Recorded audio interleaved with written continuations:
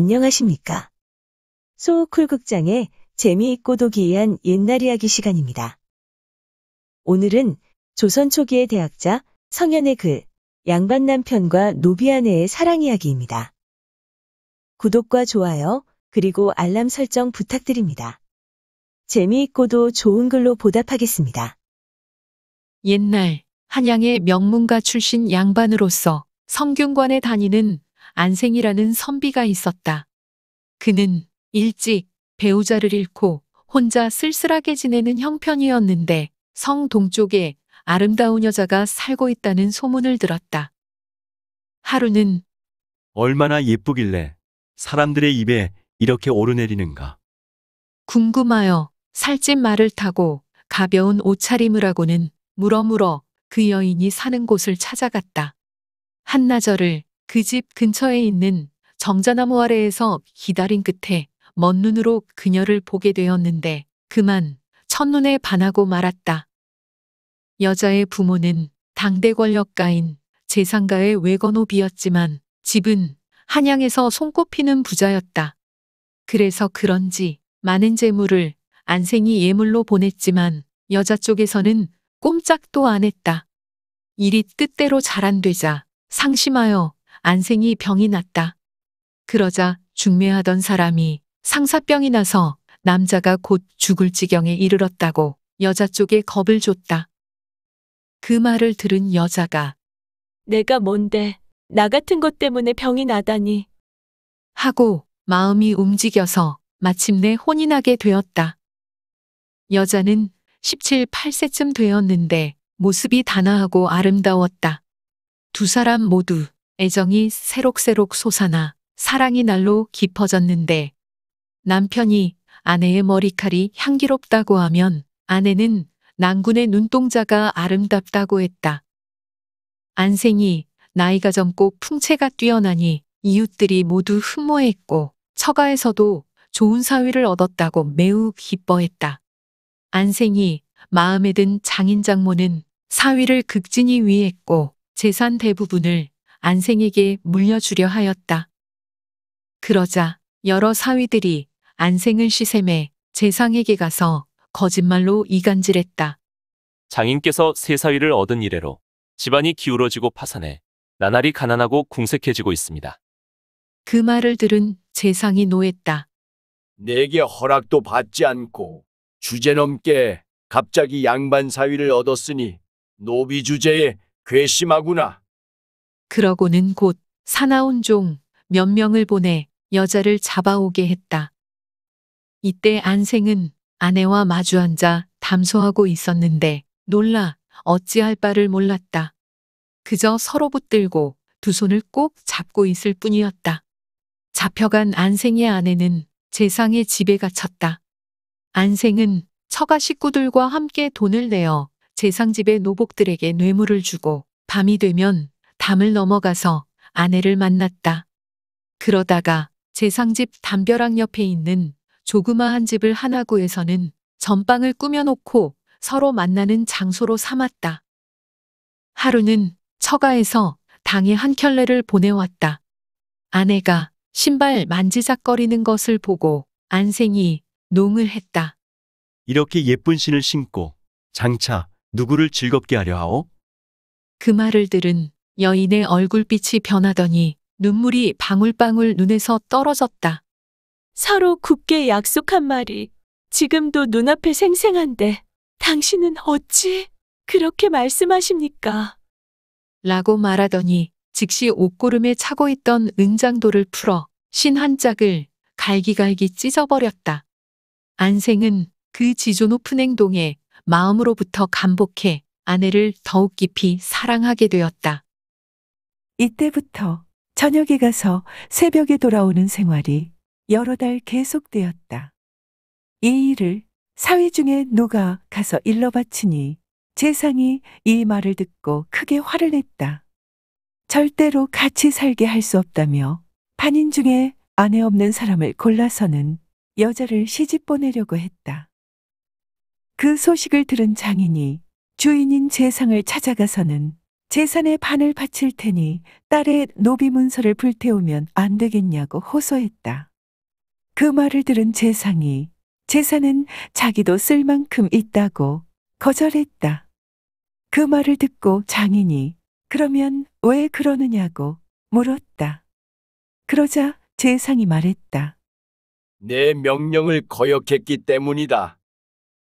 장인이 딸에게 그 말을 하자 딸은 이미 벗어날 수 없음을 알고는 밤새 울었다.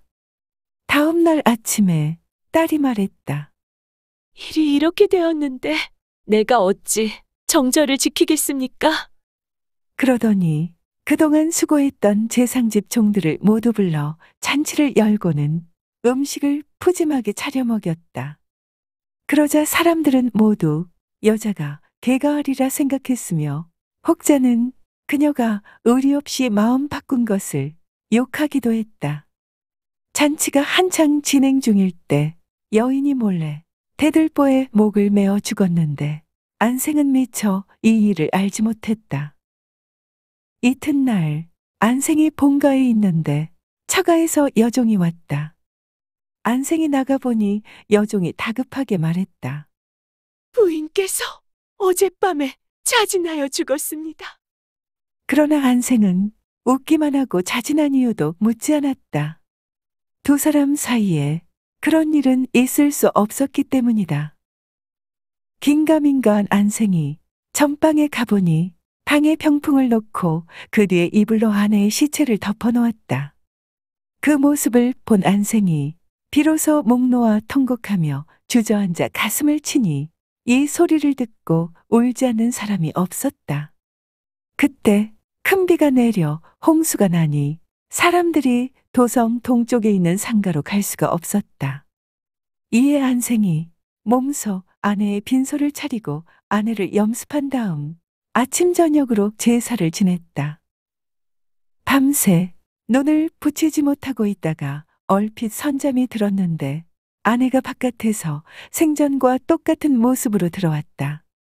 안생이 다가가서 말을 하려고 하는 순간 갑자기 잠에서 깼다.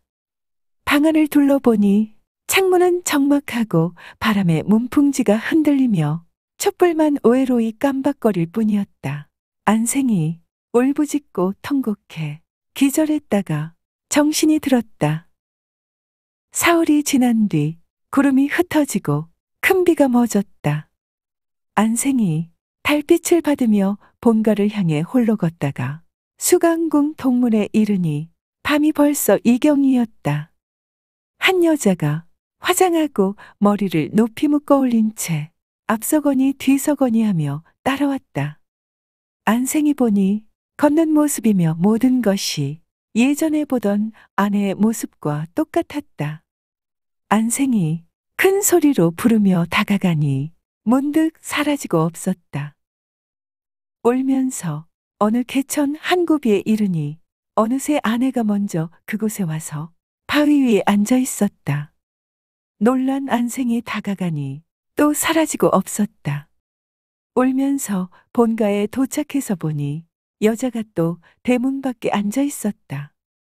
안생이 황급히 큰 소리로 아내를 부르니 여자가 대문 뒤로 조용히 몸을 감추고 모습을 보이지 않았다.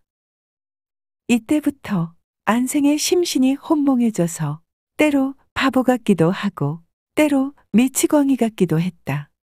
때로 정신이 맑을 때면 주변 사람에게 말했다.